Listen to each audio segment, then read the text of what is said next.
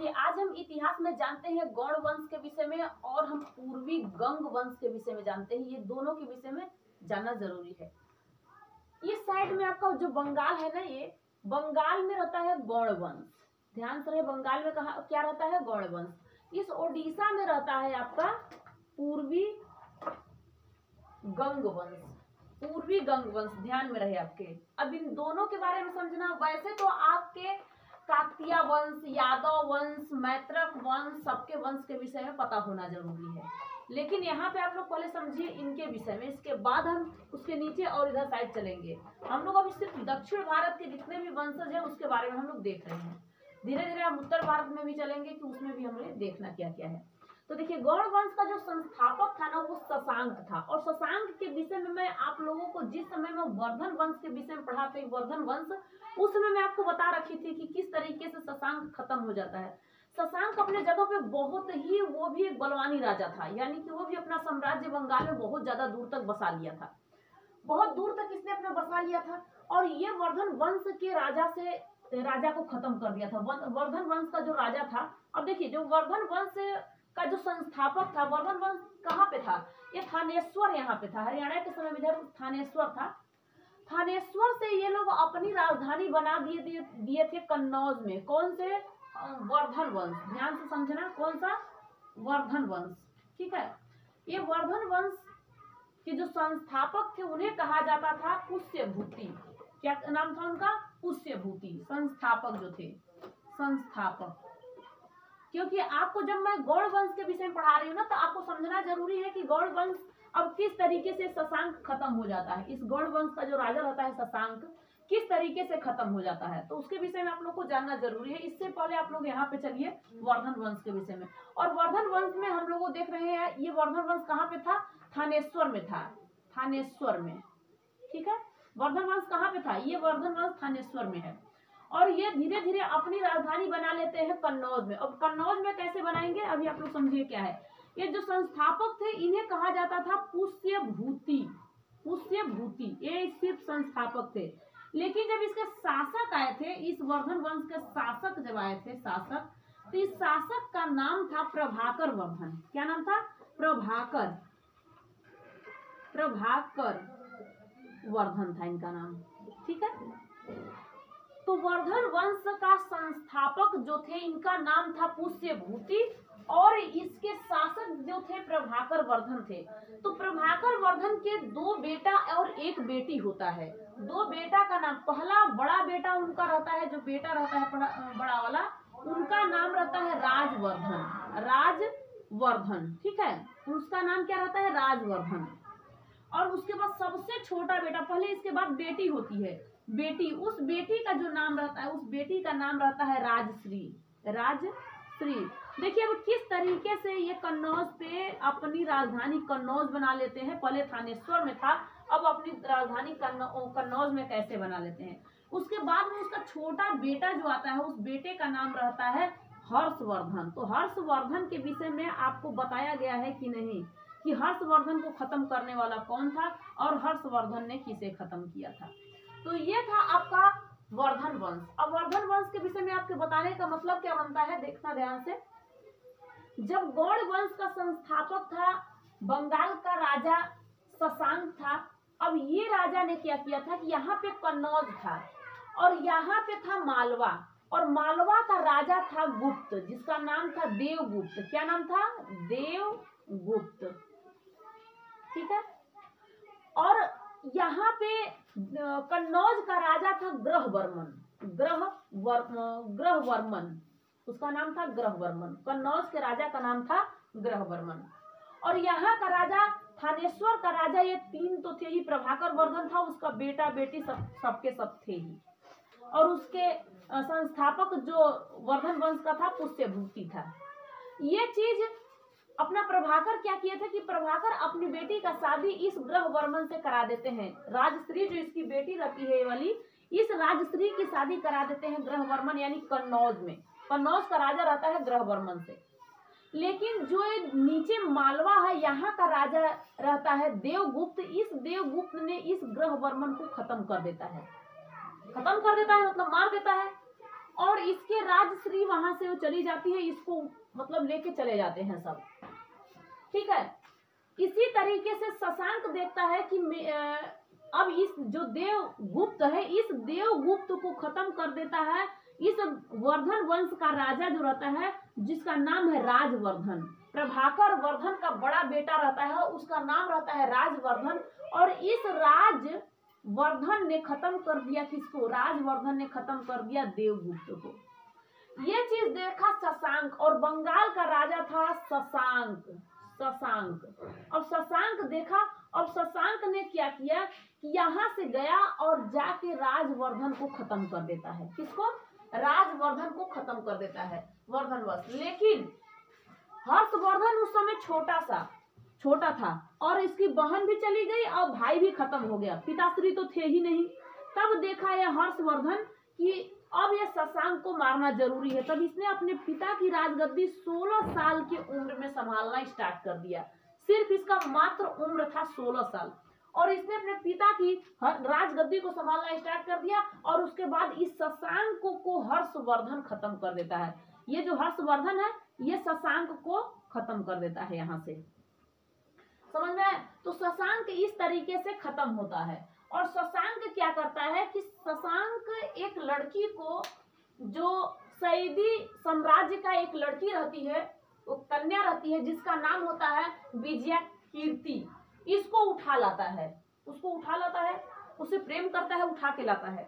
और लाने के बाद वो अपने पास रखता है। जिस समय इसकी मृत्यु हो जाती है, शशांक की मृत्यु हो जाती है, ये लड़की यहाँ पे अब टिकती नहीं है। ये पल्लव वंश के संस्थापक, पल्लव वंश के एक राजा से, यहाँ पे पल्लव वंश था, चोल के समय चोल चल रहा था, उस समय पल्लव वंश, इस पल्लव वंश के राजा से वो विजया कीर्ति शादी कर लेती है, ठीक है, इसके शशांक के मृत्यु के बाद।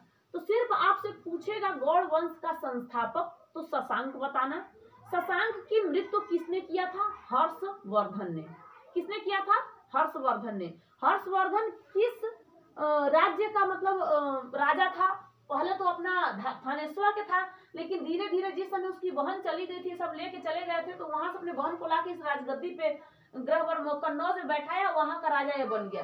तो कन्नौज पे अपना राज करने लगा था। लेकिन इसी को मार देता है पुलकेशिन, यहाँ का चालुक वंश का राजा रहता है, तो हर्षवर्धन को मार के यहाँ तक इसको खत्म कर देता है। लेकिन आप लोगों ने सिर्फ गौड़ वंश के विषय में देखना था, आपने तो समझ लिया। अब जैसे ही हम चलते हैं पूर्वी गंग वंश के विषय में, हमने ये बंगाल में देखा था शशांक, और वैसे ही हम नीचे उतरेंगे यहाँ पे ओडिशा में पूर्वी गंग वंश देखेंगे।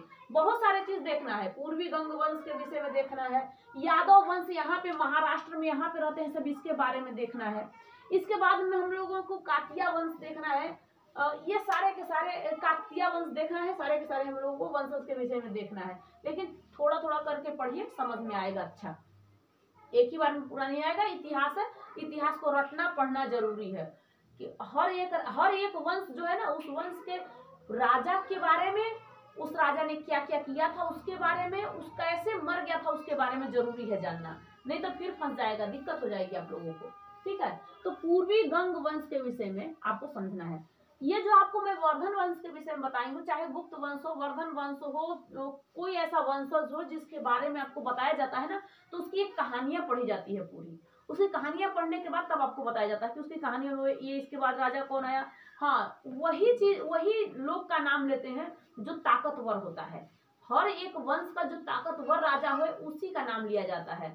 अब जैसे मान लो हम कहते कि अब जो कुछ किया ही नहीं, वो आया, खाया, 2-4 साल, 5 साल, 10 साल, 15 साल आराम से राज किया, चला गया। उसके समय कोई आया नहीं, न विदेशी कोई आक्रमण किया, ना कुछ किया, तो उसके बारे में कैसे बता देंगे आपको। जैसे अलाउद्दीन खिलजी आया था, तो अलाउद्दीन खिलजी कब आया था, ये सारा चीज बताया जाएगा। काकतीय वंश में जब रुद्र देव था, काकतीय वंश के राजा में, उसमें आया था अलाउद्दीन खिलजी का एक सेनापति था। तो ये सब आपको जानना होगा। अब जो जिसके समय जो आया था उसके विषय में आपको जानना है, नहीं तो ऐसा कुछ आपको समझना जरूरी नहीं है। तो देखिए पूर्वी गंग वंश के विषय में, पूर्वी गंग वंश ओडिशा में है। कहाँ पे? ये ओडिशा रहा, यहाँ पे पूर्वी गंग वंश है। इसके जो संस्थापक हैं, संस्थापक के विषय में बहुत ज्यादा जरूरी है। और मैं आपको जो कम्युनिटी पोस्ट होते हैं ना उसमें आप लोगों को बहुत सारे इन वंशज के विषय में डाल दूंगी, जिसमें आप देखते रहना, उसमें आप टिक लगा के आप देख लेना कि हाँ सच में कौन सा सही है। एक बार दो बार उसे आप देखोगे ना तो समझ में आएगा कि हाँ ये ही इसमें है। ठीक है, तो संस्थापक जो इसका नाम क्या है, अनंत वर्मन। इसका नाम क्या है, अनंत वर्मन। अनंत वर्मन ने जगन्नाथ में जो अनंत वर्मन जगन्नाथ मंदिर बनवाया था। ये कहाँ है, पुरी में है, पुरी में, ओडिशा के पुरी में। वहां पे एक मंदिर बनवाया था, ये जगन्नाथ भगवान का मंदिर बनवाया। और इसकी राजधानी, अगर इसका राजधानी पूछता है, पूर्वी गंग वंश के राजधानी अगर पूछेगा तो कलिंग नगर बताना है, कलिंग नगर। अब ये कैसे कलिंग नगर हम बताएंगे, ओडिशा के सीमा, यहाँ पे ओडिशा का सीमा लग जाता है, ओडिशा का सीमा लगता है आंध्र प्रदेश से, आंध्र प्रदेश से ओडिशा का सीमा लगता है। वहीं पर एक है श्रीकाकुलम के पास इसका राजधानी है। तो ध्यान में रहे आपके कि इसकी राजधानी कौन सी है। यहाँ तक इसके जगन्नाथ मंदिर किसने बनाया था, ये पुरी में है, ये ध्यान आपके रहना चाहिए। इसके बाद अगला शासक आता है, और ये शासक भी बहुत बलवानी रहता है, मतलब जो आता है अगला शासक नरसिंह देव जो आता है, ये इसका साम्राज्य बहुत दिनों तक चलता है। कहा जाता है कि इसने सूर्य का मंदिर बनवाया था, और जो सूर्य का मंदिर बनाया था कम से कम इसको 12 साल लग गया था बनाने में। कम से कम इसमें 24 पहिया, चक्र जानते हो ना, 12 चक्र, 7 घोड़े लगा दिया था, पत्थर के घोड़े बनवा दिया था। जितने वहाँ राज्य के लोग थे उनसे सबको मिलवा के 12 साल में उसको बना के तैयार करा दिया, मस्त एकदम बढ़िया लगता है। वहां पे अंदर जाओ, मंदिर देखो। ये सब के सब ओडिशा में है, वो कोणार्क में है, ध्यान में रहे, कोणार्क में है। ठीक है, तो नरसिंह देव आया, नरसिंह देव प्रथम, इसने सूर्य का मंदिर बनवाया, आपको अभी बता दी हूँ, ये कोणार्क में है। ठीक है, 24 इसमें पहिया पे टिका हुआ है, 24 पहियों पे टिका हुआ है। ठीक है, 12 साल इसको बनाने में लग गए। राजस्व के मंदिर निर्माण में बहुत लोग अपना योगदान दिए, बहुत लोग वहां पे गए, बनाए। और 12 इसमें चक्र है। ध्यान देना कि जब मंदिर जैसे ही आप सूर्य मंदिर निकालोगे, इसका नाम एक और है, इसका नाम है काला पगोड़ा। इसका नाम काला पगोड़ा है, ब्लैक पगोड़ा। इसका नाम एक क्यों रखा गया है, क्योंकि इसके रंग, गहरा रंग के कारण इसका नाम ये रख दिया गया था। और नरसिंह जो इसका नाम था नरसिंह देव प्रथम, इसने इतना विशाल मंदिर वहां पे बना दिया था, 12 साल लगा था इसको बनाने में पूरा टोटल। जैसे ही इसने मंदिर बनाया ना तो उसका रंग थोड़ा सा ब्लैक कलर का हो गया, मतलब और ज्यादा डार्क, एकदम डार्क में हो गया। तब इसका वहां पे काला पगोड़ा नाम, इसका पगोड़ा रख दिया, काला पगोड़ा इसका नाम रख दिया गया था। लोग जब दर्शन करने जाते हैं ना, तब भुवनेश्वर में जो शिवलिंग होता है, भुवनेश्वर में यही के एक राजा ने बनवा दिया था एक शिवलिंग, उसका दर्शन करते हैं, भुवनेश्वर में है। उसके बाद चले जाते हैं यहाँ पे कोणार्क में, इसके बाद चले जाते हैं जगन्नाथ पुरी में चले जाते हैं, वहां पे जगन्नाथ मंदिर। ये रथ यात्रा के लिए बहुत बढ़िया है, रथ यात्रा यहाँ से निकाला जा सकता है।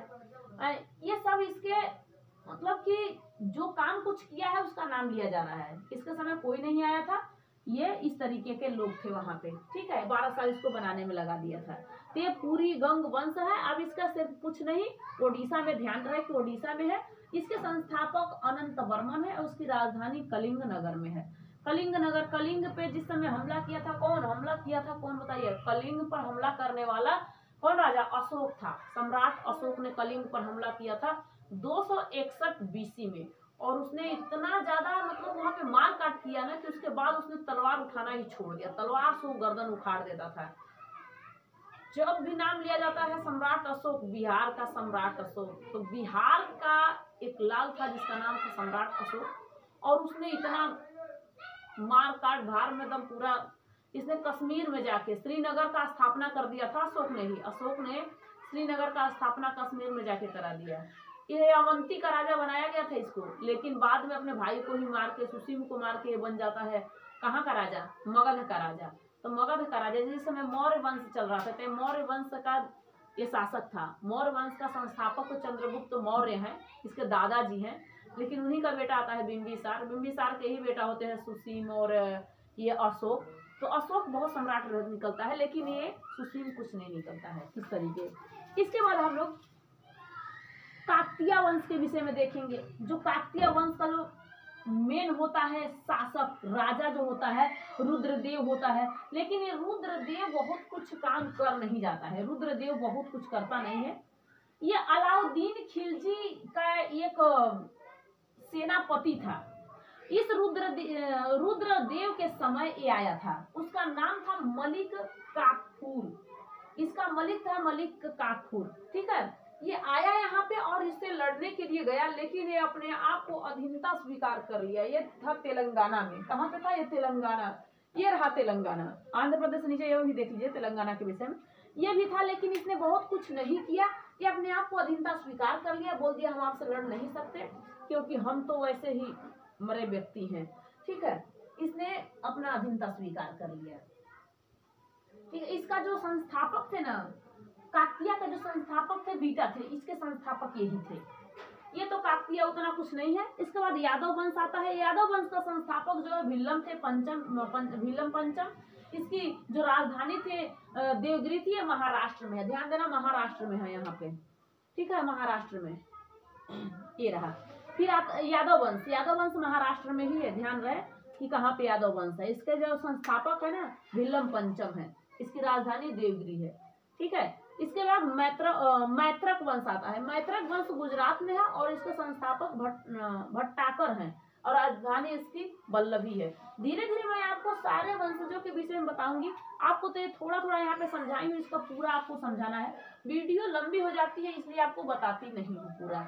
उसके बाद हम जम्मू कश्मीर भी, यहाँ पे भी, उत्तर भारत में भी देखेंगे। अभी हम दक्षिण भारत में पूरे राज्यों के बारे में देख लिए हैं, इसके छोटे छोटे वंशजों के विषय में देख लिए हैं। प्राचीन इतिहास में हम लोग बहुत कुछ जान लिए हैं। प्राचीन इतिहास में जैसे ही हम लोगों ने देखा था, हमने देखा क्या था, हमने पहले मगध महाजनपद के विषय में देखा था।